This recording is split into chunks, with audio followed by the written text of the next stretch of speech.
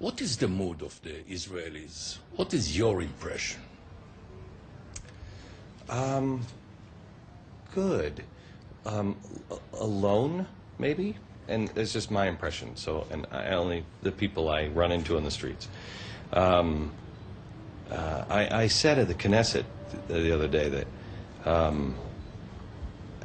I'm humbled by the welcome that I have, and I am also saddened by what people, how passionate they are, and those who say thank you, and I say, for what?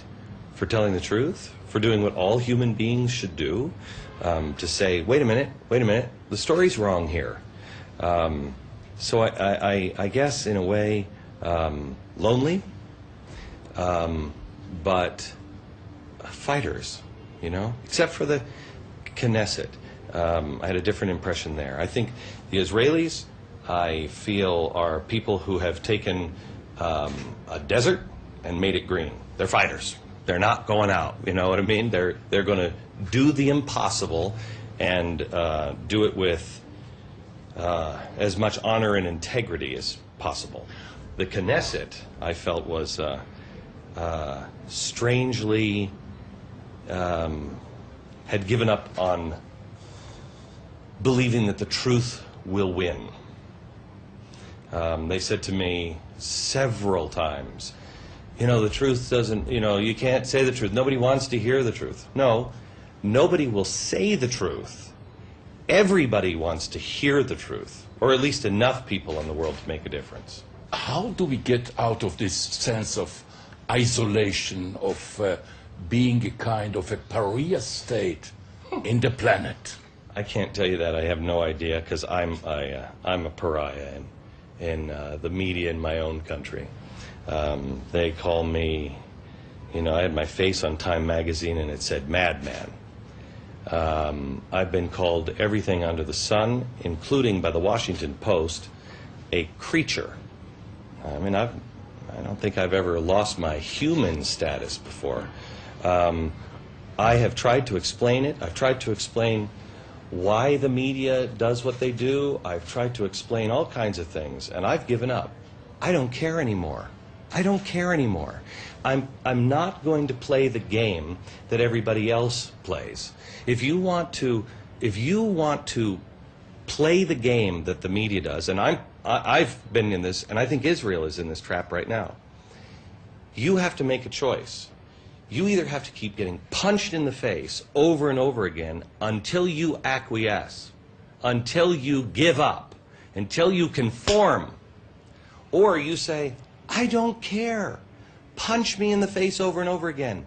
I'm not going to play the game, because the truth shall set you free. Israel, square your shoulders. Stand up straight. You know who you are. You know who you are. You know what you are capable of doing, and you know what the truth is. Why did you devoted so much airtime on radio and television to the issue, to the subject of Israel? There is China, there is America, there is, I don't know, Israel. Israel is two reasons. Israel is the keystone to the West and to freedom. If Israel is lost, let me be selfish for a moment as an American. If Israel is lost, it's all lost. All of it is lost. The West, ask yourself this question. Do you think the Muslim extremists, if they destroy Israel, do you think they say, oh, we're happy now. We got the land we were looking for.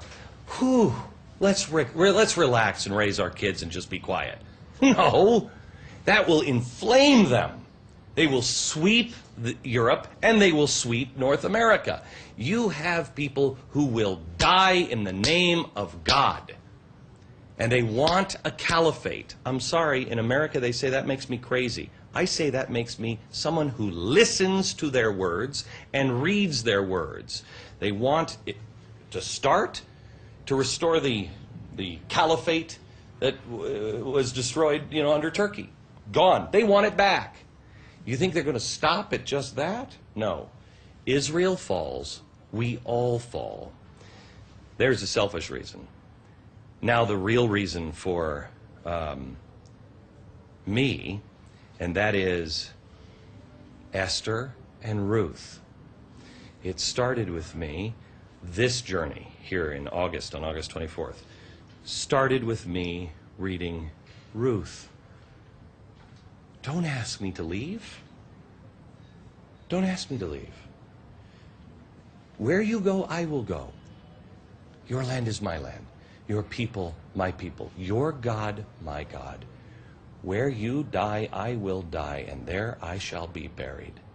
That's what started this. That needs to be said by every human on earth to the Jewish people. Your God is my God. Don't ask me to leave, because I will not do it. There are decisions to be made as human beings. Do you believe that the Holocaust can happen again? I say yes. Yes? Have you watched what's coming out of Iran? Have you watched what Ahmadinejad is saying? You think he's... When did we become a people in the world where we don't take people at their word when they say we're going to kill you? Maybe he's joking. Maybe he's joking when he says, "Oh, Allah, give me the strength to hasten the return of the promised one." He says it in every speech. Maybe he's joking. Maybe he's just being a politician and saying that because it whips up his base. Well, if that's true, then he's got nut jobs in his base that want to cause chaos, to hasten the return. And a way to hasten the return of the promised one is to wash the world in blood, and it starts with the Jews. Now, I'm not Jewish. If you're Jewish, and you want to take and go, he doesn't really mean it. You're a fool. You're a fool. How many times does it have to happen before you take somebody at their word? Let me tell you this. If I had a neighbor and they kept looking over the fence, and every time I said, "Hey, neighbor," they said to me, "I'm going to kill you." And then I would walk by and I would see them teaching their children, "Kill him. Kill him when you can.